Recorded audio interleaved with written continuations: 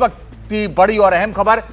विदेश मंत्रालय की जो प्रेस कॉन्फ्रेंस आमतौर पर 5:30 बजे होती है पिछले कई दिनों से, उसका समय आज थोड़ा सा बदला गया है, थोड़ा सा वक्त में परिवर्तन किया गया है। शाम 6 बजे यह प्रेस कॉन्फ्रेंस होनी है और कहा यह जा रहा है कि शाम 6 बजे जो विदेश मंत्रालय की प्रेस कॉन्फ्रेंस होगी उसमें तमाम अहम जानकारी दी जाएगी। कल रात क्या हुआ था, क्योंकि तमाम जो आरोप लगाए हैं पाकिस्तान ने उस पर भी जवाब देना है और प्रेस कॉन्फ्रेंस शाम 6 बजे आएगी, उस पर हमारी नजर बनी हुई है और उस प्रेस कॉन्फ्रेंस में जो भी जानकारी दी जाएगी हम आप तक पहुंचाएंगे। थोड़ा सा समय में जरूर बदलाव किया गया है और 5:30 बजे की जगह आज वो प्रेस कॉन्फ्रेंस शाम 6 बजे आएगी 5:30 बजे की जगह, और जिसमें बताया जाएगा कि किस तरह से पाकिस्तान ने क्या हिमाकत की और हमने कैसे जवाब दिया। ये पूरी जानकारी फिलहाल शाम 6 बजे के लिए इंतजार करना होगा।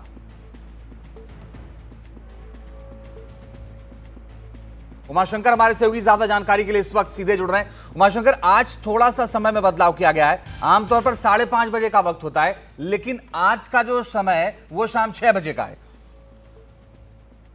जी देखिए, आज एक साझा प्रेस ब्रीफिंग जो है सुबह 10:30 बजे हो गई, क्योंकि एक बहुत ही अलग तरह का सिचुएशन पैदा हुआ था और रात में जो डेवलपमेंट हुए थे उन बातों को लेकर, जिस तरह से पाकिस्तान ने हमला किया था, उसके बाद जो जवाबी कार्रवाई की गई थी, उन बातों को लेकर जो है एक ब्रीफिंग सुबह 10:30 बजे हो चुकी है। दूसरी जो ब्रीफिंग है जो 5:30 बजे होनी थी वो अब 6 बजे होगी। तो जाहिर सी बात है कि जो पूरा दिन जिस तरह से डेवलपमेंट हुआ है आज दिन का, उन बातों को जो है इस ब्रीफिंग में सामने रखा जाएगा। भारत बार बार अपनी इन बातों को साफ करता रहा है कि ये भारत नहीं है जो कि हमले कर रहा है, भारत तो सिर्फ जवाबी कार्रवाई कर रहा है, हमले पाकिस्तान की तरफ से हो रहे हैं। और जिस तरह से पाकिस्तान की तरफ से बयान आया है, जो वहाँ के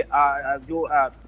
शाख हैं उनकी तरफ से जो कहा गया है कि अगर भारत जो है हमले रोके तो पाकिस्तान जो है वो शांति की बहाली के लिए तैयार है, और भारत के कोर्ट में जो गेंद है वो उन्होंने ऐसी बातें कही है। तो इन सब बातों को लेकर, संज्ञान लेकर भी क्या कुछ भारत की तरफ से कोई प्रतिक्रिया आती है, ये भी देखने की बात होगी। दूसरी अहम बात ये भी है कि अमेरिकी विदेश मंत्री ने पाकिस्तान के जो सेना प्रमुख हैं और वहाँ के विदेश मंत्री हैं उनसे बात की है, और साथ ही साथ उन्होंने भारत के विदेश मंत्री के साथ भी बातचीत की है। और उनकी तरफ से जो बयान जारी किया गया उसमें कहा गया है कि दोनों ही पक्ष जो हैं वो संयम दिखाते हुए शांति की ओर बढ़ें। तो जो एक डिप्लोमेटिक फ्रंट पे जो कुछ भी हो रहा है या फिर जो रणनीतिक फ्रंट पे जो कुछ भी हो रहा है, उन बातों का जो ब्यौरा है आधिकारिक तौर पे एक बार फिर से शाम 6 बजे की ब्रीफिंग में रखा जाएगा। इस बात की पूरी संभावना है। बिल्कुल, और सभी डिप्लोमेटिक चैनल्स इस वक्त खुले हुए हैं, दोनों देशों से वर्ल्ड कम्युनिटी बात कर रही है। उमाशंकर, ऐसे में जो एग्जिट रूट है इस एस्केलेशन का वो डिप्लोमेटिक जरिए से ही निकलेगा, ये बात साफ है और अब दुनिया भी इसे समझ रही है और एक तरह से बातचीत के जो चैनल्स हैं दोनों देशों से अब खुल रहे हैं। जी बिल्कुल, देखिए सऊदी अरब जैसा देश भी जो है वो शांति स्थापना की कोशिश में लगा हुआ है, और हमने देखा कि किस तरीके से सऊदी अरब के जो उप विदेश मंत्री हैं वो गुरुवार को यहाँ भारत में थे, और इसके बाद जो है वो सीधा जो इस्लामाबाद है वहाँ गए, और वहाँ की मीडिया के जरिए ये रिपोर्ट आई कि वहाँ पे पाकिस्तान के राष्ट्रपति से मिल रहे हैं, उनके प्रधानमंत्री से मिल रहे हैं, सेना प्रमुख से मिल रहे हैं। और उसके बाद आज ही सऊदी अरब की तरफ से एक बयान भी आया है जिसमें उन्होंने इस बात की तस्दीक की है कि वो मध्यस्थता की कोशिश कर रहे हैं ताकि जो अभी तनाव का आलम है वो एक फुल फ्लेज्ड वॉर में तब्दील ना हो। हालांकि भारत जो है अपना पक्ष साफ कर चुका है, वो कह चुका है कि ये पाकिस्तान है जिसकी तरफ से